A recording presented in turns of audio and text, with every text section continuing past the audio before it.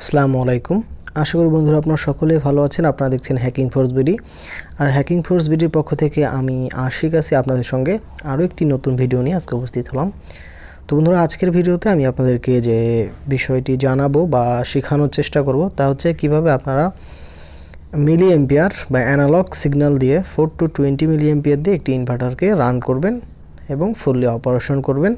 তার সম্পূর্ণ wiring diagram এবং controlling wiring diagram, power wiring diagram with কীভাবে প্যারামিটার দিতে হয় সম্পূর্ণ দেখিয়ে দেব। তো এখানে আমরা যে মডিউলটা ব্যবহার করছি এটা হচ্ছে air pressure to current converter.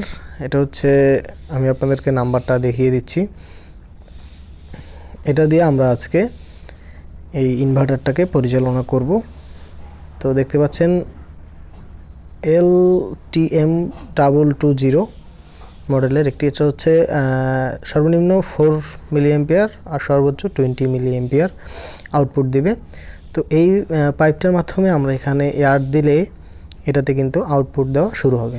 আর এটার হচ্ছে এই মডিউলটার পাওয়ার সোর্স হচ্ছে 220 পাওয়ার, আর আউটপুট তো আপনারা জানেনই 4 to 20 মিলি এম্পিয়ার। আর একটা হলিপের আমরা ইনভার্টার ব্যবহার করেছি, হলিপ SP110। এটা হচ্ছে 1.5 কিলোওয়াটের একটি ইনভার্টার। আর আমরা আউটপুটে লোড হিসাবে 1.5 কিলোওয়াটের একটি মোটর ব্যবহার করছি। তো বন্ধুরা দেখতে পাচ্ছেন আমরা মিলি এম্পিয়ারের যে ছোট্ট দুটি তার, একটি হচ্ছে ব্ল্যাক আর একটি হচ্ছে রেড কালার। আর আমরা ইনভার্টারকে পরিচালনা করার জন্য, ডিজিটাল সিগন্যাল দেওয়ার জন্য আমরা গ্রাউন্ড থেকে, দ্যাটস মিন কমন থেকে একটি হচ্ছে ফরওয়ার্ডে তার সংযোগ করেছি। এখানে সুইচিং করিনি, এই তার দিয়ে আমরা সুইচিং করব। আর হচ্ছে ব্ল্যাক কালার যে মডিউল থেকে তারটা আসছে এটা গ্রাউন্ডে সংযোগ করছি এবং রেডটা হচ্ছে এআইতে সংযোগ করছি। আপনারা ইনভার্টারের যে এআইটা আছে আমি আপনাদেরকে পাশে দেখিয়ে দেবো, এখানে ড্রয়িংটা, কন্ট্রোলিং ড্রয়িং, সেখানে সেই অনুযায়ী আমরা কানেকশন করব। তো এখানে প্যারামিটার কিছু চেঞ্জ করতে হবে। তো আমি এই জন্য আমাদের যে ম্যানুয়াল বুকটা আছে সেটা আমি হাতে রেখেছি, কারণ এখান থেকে প্যারামিটার দিব আমরা। তো অ্যাট ফার্স্ট সতর্কতার সহিত আমরা ইনপুট পাওয়ার এবং আউটপুট যে টার্মিনাল মোটর, এটা যেন ভুল না হয় সেভাবে লাগিয়ে নিয়েছি এবং সকল কানেকশন দিয়েছি। আমি যেভাবে বললাম সেভাবে কানেকশন দিবেন। এবং দেখতে পাচ্ছেন এখানে যে সোর্স, রেফারেন্স সোর্স কিন্তু আমাদের হবে এআই টার্মিনালে। পটেনশিওমিটার হলে VI, that's mean 0 to 10 volt. 0 to 10 volt কিন্তু আমাদের ইয়া থেকেও আসে, পিএলসি থেকেও আসে, আবার পিএলসি থেকে কিন্তু 4 to 20 মিলি অ্যাম্পিয়ার আসে। তো দেখতে পাচ্ছেন আমি কিন্তু ইনভার্টারে অলরেডি পাওয়ার দিয়ে দিয়েছি। আমাদের ইনভার্টারটা কিন্তু সম্পূর্ণরূপে রেডি আছে এবং আমরা অটো মোডে রাখছি ইনভার্টারটাকে। তো এখন আমরা যদি এখানে কমন সিগন্যাল থেকে যদি ফরওয়ার্ডে রান কমান্ড দিই তাহলে কিন্তু আমাদের কিন্তু রান হবে। দেখতে পাচ্ছেন ব্লিঙ্কিং করা বাতিটা কিন্তু দাঁড়িয়ে যায়, দ্যাটস মিন আমাদের ইনভার্টারটা রান কমান্ড পেয়েছে, ডিজিটাল সিগন্যাল পেয়েছে। কিন্তু এখন আমরা অ্যানালগ সিগন্যাল দেওয়ার জন্য এখানে কিন্তু আমাদের এটাকে প্যারামিটার দিয়ে প্রোগ্রাম করতে হবে। তো বন্ধুরা দেখতে পাচ্ছেন C03 on 3.15, এখানে রেফারেন্স সোর্স একটি, দুটি, তিনটি রেফারেন্স সোর্স ব্যবহার করতে পারবো।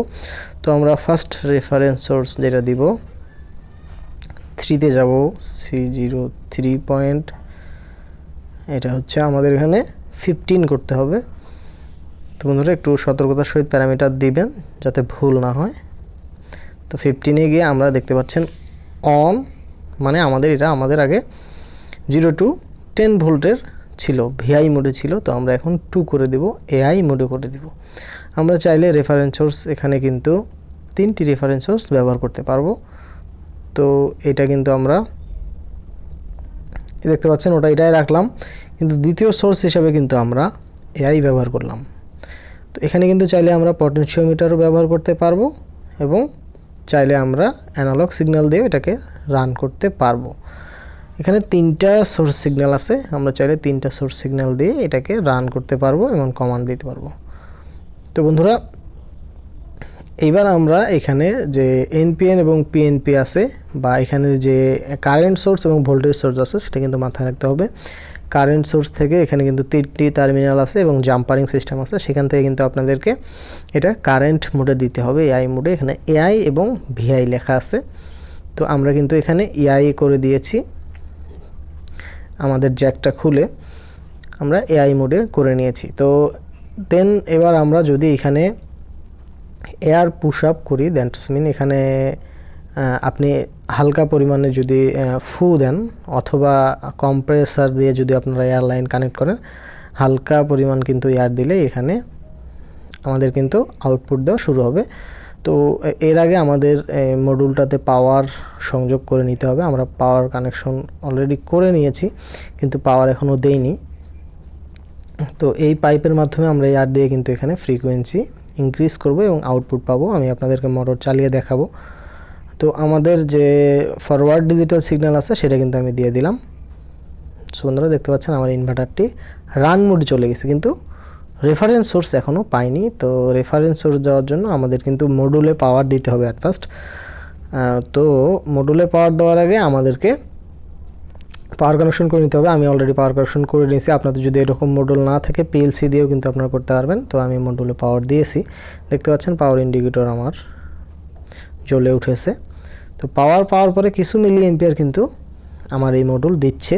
তো এই কারণে এখানে জিরোটা একটু লাফালাফি করতেছে। তো আমি এবার কিন্তু আমার মুখের মাধ্যমে বাতাস দিয়েছি এই পাইপের মধ্যে। তো দেখতে পাচ্ছেন আমার মোটরটা কিন্তু চলছে, আবার বন্ধ হয়ে গেছে। আমি কিন্তু হাতে খুলে নিয়েছি। আবার যদি আমি দেই তাহলে দেখতে পাচ্ছেন আমার কিন্তু চলতেছে। আবার ছেড়ে দিলাম, আমার কিন্তু ইনভার্টারটি বন্ধ হয়ে গেল।